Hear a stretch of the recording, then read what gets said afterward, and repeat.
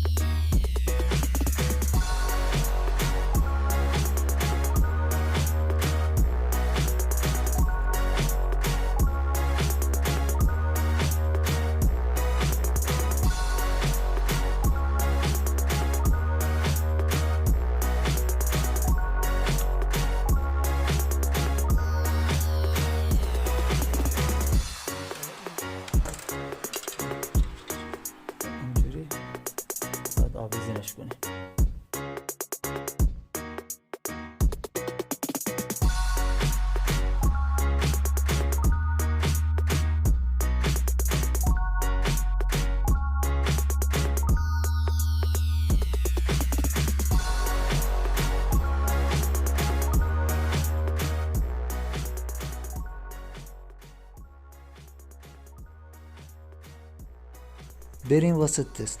سنسور رو میزنیم به گلدونی که خیسه، ببینیم وقتی گلدونمون خیسه دستگاه آبیاری میکنه یا نه، چون به هر حال دستگاه با هوشمند باشه دیگه. تستش بکنیم ببینیم چی میشه. که دستگاه رو روشن کردم و هیچ آبی نیومد، هیچ دستوری نداده دستگاه. میزنم به گلدونی که خشکه ببینم عکس العمل دستگاهمون چی میشه. باز بله، داره گلدونمون رو آبیاری میکنه،